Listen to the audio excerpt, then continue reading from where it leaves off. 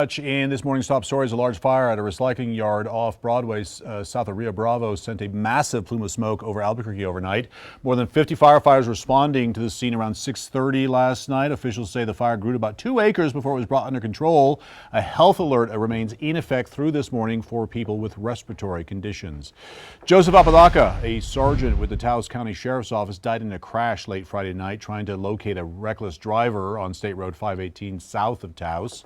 According to the state police, the pursuit ended when Apodaca, who was on his sheriff's motorcycle, took a turn and crashed into the driver's side of a police-issued pickup truck driven by a deputy. Apodaca later died due to his injuries.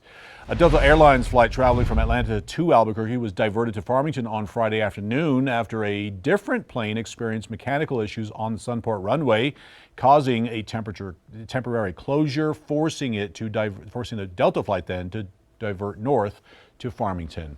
A man opened fire near the White House security checkpoint, but was fatally shot by Secret Service. Our Washington correspondent, Jackie DeFusco, joins us from the White House with what we are learning about the suspect and what exactly happened last night. The White House went into lockdown on Saturday with President Donald Trump safely inside after a shooting near a security checkpoint really just down the street from where I'm standing right now. We did hear from President Donald Trump in an overnight social media post who wrote that the alleged gunman, quote, had a violent history and possible obsession with our country's most cherished structure. The Associated Press now reporting that the suspect was 21-year-old Nasir Best. D.C. court records show Best was actually also arrested back in July of 2025 after attempting to enter a different White House checkpoint without permission while claiming that he was Jesus Christ. Secret Service did not immediately name the suspect, but said an individual opened fire at officers last night. Officers shot back, and then the suspect later died at the hospital, officials say. Secret Service agents were not injured. A bystander was hurt, but it's not immediately clear yet how.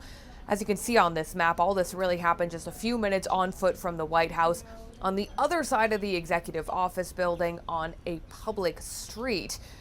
It marks the third time in just the past month that shots were fired somewhere near President Trump. In Washington, I'm Jackie DeFusco, KOAT Action 7 News. Jackie, thank you very much. The Ebola outbreak in the Democratic Republic of Congo continues to grow. 3 Red Cross volunteers now among the dead. Officials say more than 90 cases have been confirmed, with over 800 suspected cases across the region. The U.S. now routing travelers from impacted countries through airports in Virginia and Atlanta for health screenings.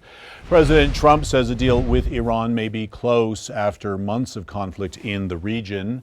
The president says the agreement has been largely negotiated, with final details still being discussed. Officials say the deal could reopen the Strait of Hormuz and create a 2-month window for more talks about Iran's nuclear program. But talks have fallen apart before, and the current ceasefire remains very fragile. All right. Thank you very much for joining us this morning and this weekend. Action 7 News will be back at 5 p.m. You can always get the latest newscast anytime on the free Very Local app. You can have some have a great day. Some grilled meat today? Yeah, maybe some grilled meat. Yes. I have some homework, so I can't spend too much time outdoors. Studying today. the weather. Studying the weather. Always studying the weather, this one. Well done. Have a great day. Happy Memorial Day.